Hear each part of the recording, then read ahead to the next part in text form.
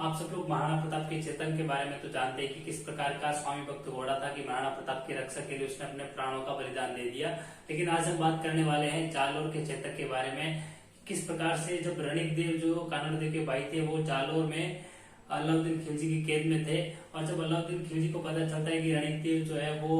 झूठ बोल रहे हैं वीरम देव के कहीं गुम होने का, जबकि वीरम देव जालोर में ही है, तो तगा मलिक को जिसकी हवेली में कानड़ देव के भाई रणिक देव को बंदी बनाया गया था उसे भेजते हैं और आदेश देते हैं कि रणिक देव को जो बेड़िया पहनाई जाए कि कहीं वो भाग के चला न जाए जब तक वीरम देव बारात लेकर के नहीं आए।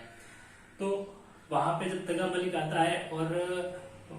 रणिक देव को कहता है कि भाई तेरे को बादशाह ने बेड़िया पहनाने का आदेश दिया है, तो वहां पे आशा सारण एक दुआ कहता है कि तगा तगाई मत करे बोले मुंह संभाल नार और राजपूत रे रेखा रे ही गाड़, यानी कि जो तू तड़ाक से बात कर रहा है तगा वो मत कर, मुंह संभाल के बात कर, क्योंकि नार यानी शेर और राजपूत के जो है वो तू तड़ाक से बात करना भी गाली देने के बराबर होता है। तो इतना कहते हैं। तो रणिक देव जो है वो उस समय अफीम ले रहे थे और रणिक देव का एक नियम था कि वो सुबह अफीम लेकर के जब तक अपने घोड़े की सवारी जो दिव्य घोड़ा था उसकी सवारी नहीं करते थे तब तक उनका अफीम काम नहीं करता था। तो वो अफीम लिया और जड़ से अपने घोड़े पर सवार हुए और अपने कटार निकाली और तगा मलिक के ऊपर वार किया और वहीं पे तगा मलिक को मार दिया और अपने साथियों से कहा कि आप सब लोग यहाँ से निकल जाओ, मैं यहाँ से सीधा जालोर जाकर के घोड़े से उतरूंगा। तगा मलिक को मार दिया तो पूरे उसकी हवेली में हाहाकार मच गया। तो तब कहा गया है कि शुद्ध पूछे सुरतान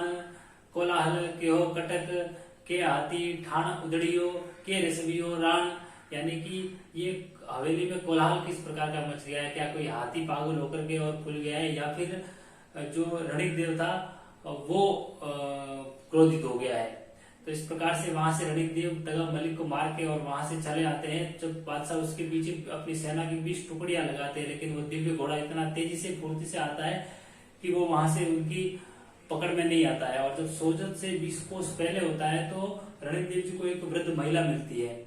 जब रणिक देव उससे पूछते हैं कि क्या तुम्हें किसी बारे में पता है, तो वो महिला है वो कहती है कि हाँ मुझे पता है कि रणिक देव जो है वो दिल्ली में तगा मलिक को मार के और वहां से भाग के आ गया है। तो ये बात सुनकर के रणिक देव बड़े ही अपने घोड़े के ऊपर नाराज हो जाते हैं और उसको फटकार लगाते हैं कि धिक्कार है जिंदड़ा, उनके घोड़े का नाम जो है वो जिंदड़ा होता है। तो वो कहते हैं कि धिक्कार है जिंदड़ा, तेरे पहुंचने से पहले ही जो खबर है वो यहाँ पहुंच गई है। और इतना सुनते ही जो उनका घोड़ा था दिव्य घोड़ा था वो उस फटकार को सहन नहीं कर सका और वहीं पे अपने प्राण त्याग दिए और वहीं पे वो शहीद हो गया। और जब ये देखा उस महिला ने तो उसने रणिक देव को कहा कि भाई मैं तो एक तांत्रिक महिला हूँ, इसलिए मुझे इस बात का पता है कि रणिक देव वहां से आ गया है, बाकी खबर अभी किसी को भी पता नहीं है। तो इसको आपने बेवजह ही फटकार लगाई और ये मर गया। तो अब इस बात का रणिक देव को भी बड़ा दुख हुआ और रणिक देव वहां से जो है उसको उस महिला की जो तांत्रिक महिला थी उसकी दिव्य शक्तियों से उस महिला ने रणिक देव को वहां से जालोर के गढ़ में सुबह होने से पहले ही वहां पहुंचा दिया। जहां पे वो जिंदड़ा घोड़ा शहीद हुआ था वहां पे एक गांव बसाया गया उसके नाम से जिंदड़ा गांव, जो आज भी है और वहां पे उस गांव का नाम आज कुबा जी का जिंदड़ा कहा जाता है। तो आज की वीडियो में इतना ही। आने वाली वीडियो में हम बात करेंगे कि किस प्रकार से अलाउद्दीन खिलजी जालोर के ऊपर आक्रमण करता है और किस प्रकार से